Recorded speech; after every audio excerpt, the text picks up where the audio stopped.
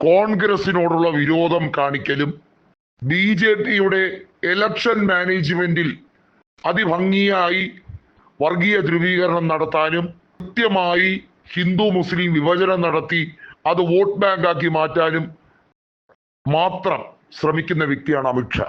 അതല്ലാതെ നല്ലൊരു ഭരണാധികാരിയല്ല, നല്ലൊരു ആഭ്യന്തരമന്ത്രിയുമല്ല. ആഭ്യന്തരമന്ത്രി എന്ന രീതിയിൽ പരിപൂർണ പരാജയമാണ് അമിത്ഷാ എന്നുള്ളത് കൃത്യമായി സുപ്രീം കോടതിക്ക് വരെ ബോധ്യപ്പെട്ടിരിക്കുന്ന കാര്യമാണ്. അമിത്ഷായുടെ തന്ത്രം എന്നത് BJPയുടെ ദേശീയ അധ്യക്ഷനായാൽ പാർട്ടിക്ക് സീറ്റ് വർദ്ധിപ്പിച്ചു കൊടുക്കാൻ എന്ത് രീതിയിലുള്ള വർഗീയ കളികളും അദ്ദേഹം കളിക്കും. ഗുജറാത്തിൽ വർഷങ്ങളോളം കളിച്ച അതിൻ്റെ ഒരു ഇന്റഗ്രേറ്റഡ് വെർഷനാണ് രാജ്യം മുഴുവനായി BJP എല്ലാ സ്ഥലങ്ങളിലും പയറ്റുന്ന ഒരേ ഇക്വേഷൻ. എന്നാൽ ആഭ്യന്തരമന്ത്രി എന്ന രീതിയിൽ നിരവധിയായ ആഭ്യന്തര പ്രശ്നങ്ങൾ ഇന്ത്യയിൽ ഉണ്ടായപ്പോൾ, മണിപ്പൂർ വിഷയത്തിലായിരുന്നാലും ഡൽഹി കലാപത്തിന്റെ വിഷയമായിരുന്നാലും ഹത്രാസിലെ പ്രശ്നങ്ങൾ വന്നാലും ഒന്നും അദ്ദേഹത്തിന്റെ മുഖ്യ ലക്ഷ്യം എന്നത് അവിടെ മുസ്ലിങ്ങളെ അറസ്റ്റ് ചെയ്യാൻ പറ്റുമോ, മുസ്ലിങ്ങൾക്കെതിരെ ഏതെങ്കിലും രീതിയിൽ തൊടുത്തുവിടാൻ പറ്റുമോ, അതിന് എങ്ങനെ കുറച്ചുകൂടെ വോട്ട് കൂട്ടാം. ഇതല്ലാതെ രാജ്യത്ത് സുസ്ഥിരമായി ഒരു ക്ഷേമ പ്രവർത്തനത്തിന് അദ്ദേഹം മുതിരുന്നില്ല എന്നുള്ളത് പ്രതിപക്ഷം ചൂണ്ടിക്കാട്ടിക്കൊണ്ട് സുപ്രീം കോടതിയെ സമീപിക്കുകയാണ്. ആഭ്യന്തരമന്ത്രിയല്ല രാജ്യത്തിന്റെ പ്രതിരോധ കാര്യങ്ങളിൽ ഇടപെടേണ്ടത്. രാജ്യത്തിന്റെ പ്രതിരോധ മന്ത്രിയായ രാജ്നാഥ് സിംഗ് ഒരു പാവയാണോ എന്നെല്ലാവരും ചോദിക്കുകയാണ്. എന്താണ് അദ്ദേഹത്തിന്റെ ജോലി?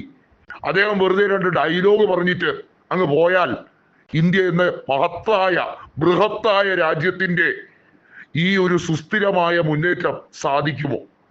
അദ്ദേഹം പ്രതിരോധ മന്ത്രിയാകുന്നത് വീണ്ടും 2ാം തവണ പ്രതിരോധ മന്ത്രിയാകുമ്പോൾ ഭാരിച്ച ഉത്തരവാദിത്വം അദ്ദേഹത്തിന്റെ കയ്യിലുണ്ട്.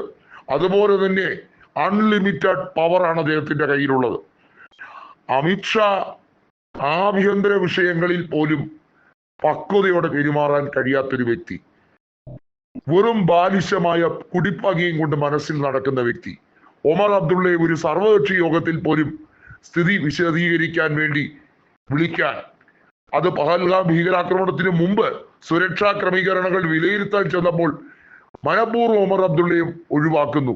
അതൊക്കെ എന്ത് ബാലിശമായ കാര്യമാണെന്ന് കൃത്യമായി ഈ നാട്ടിലെ ഓരോ പൗരരും ചോദിക്കുകയാണ്, രാഷ്ട്രീയ നിരീക്ഷകർ ചോദിക്കുകയാണ്. അതിനുശേഷം ഒമർ അബ്ദുള്ള നടത്തിയ വലിയ രീതിയിലുള്ള ഒരു മുഖ്യമന്ത്രി എന്ന രീതിയിൽ ഓരോ ഭാരതീയനും എടുത്തു പറയുന്ന ഒരു കാര്യമുണ്ട്. അദ്ദേഹം റോഡ് മാർഗത്തിലൂടെ ശ്രീനഗറിലും അതുപോലെ തന്നെ ഇത്തരത്തിൽ ഷെല്ലാക്രമണം നേരിട്ട സ്ഥലങ്ങളിലും വെടിയേറ്റ് ജീവൻ നഷ്ടപ്പെട്ടവരുടെ കുടുംബങ്ങളെ ആശ്വസിപ്പിക്കാൻ അദ്ദേഹം നേരിട്ട് ചെല്ലുന്നതും ഇതൊന്നും ഇവർക്ക് ആർക്കും ബാധകമല്ലേ എന്ന വലിയ ചോദ്യം അവിടെ ചോദിക്കപ്പെടുകയാണ്. ആഭ്യന്തരമന്ത്രി എന്ന രീതിയിൽ മാത്രമല്ല, ഇന്ത്യ രാജ്യത്ത് അമിത്ഷാ എന്ന വ്യക്തി ആകെ BJPക്കാർക്ക് മാത്രം കൊള്ളാം. ഈ രാജ്യത്തിന് ഒരു രീതിയിലുള്ള ഉപകാരപ്രദമായ കാര്യങ്ങളും അദ്ദേഹം കർമ്മശേഷിയോടെ നടപ്പിലാക്കാൻ ശ്രമിക്കുന്നില്ല. അദ്ദേഹത്തിന്റെ മനസ്സിൽ മുഴുവൻ കോൺഗ്രസിന്റെ പ്രവർത്തകരോടും നേതാക്കളോടുമുള്ള പക മാത്രം. കാരണം അദ്ദേഹത്തിന് ജയിലിലടച്ചത് കോൺഗ്രസ് ഭരണകാലത്താണ്. മാത്രമല്ല, ലോയയുടെ മരണവുമായി ബന്ധപ്പെട്ട കാര്യത്തിൽ ജുഡീഷ്യറി ഇപ്പോഴും അദ്ദേഹത്തെ സംശയിക്കുന്നുണ്ട്. കൃത്യമായും അത് പുനരന്വേഷിക്കാൻ സുപ്രീം കോടതിക്ക് വേണമെങ്കിൽ ഉത്തരവിടാം. അങ്ങനെ വന്നാൽ അദ്ദേഹത്തിന്റെ പൊളിറ്റിക്കൽ കരിയറിൽ എന്തെങ്കിലും കോട്ടം തട്ടുമോ എന്ന ഭയം അദ്ദേഹത്തിന്റെ മനസ്സിലുണ്ട്. തെറ്റ് ചെയ്തില്ലെങ്കിൽ ആരെ ഭയപ്പെടാൻ? സർവകക്ഷി യോഗം വിളിക്കുമ്പോൾ പോലും രാഹുൽ ഗാന്ധി വ്യക്തമായി പറയുന്നത് എന്തുകൊണ്ടാണ് കൃത്യമായ വിശദീകരണം പ്രതിപക്ഷത്തെ അറിയിക്കാൻ ശ്രമിക്കാത്തത്? അവർ ഈ രാജ്യത്തിന്റെ പ്രതിനിധികളാണ്. നിർഭാഗ്യവശാൽ കുറച്ച് സീറ്റുകളുടെ വ്യത്യാസത്തിൽ, 40ഓ 50ഓ സീറ്റുകളുടെ വ്യത്യാസത്തിൽ പ്രതിപക്ഷത്താകേണ്ടി വന്നവർ. അതിനർത്ഥം ഈ രാജ്യം മുഴുവൻ മോദിക്കും അമിത്ഷായ്ക്കും വോട്ട് ചെയ്ത് എല്ലാം ഒറ്റയ്ക്ക് തീരുമാനിച്ചു എന്ന് പറയാനല്ല.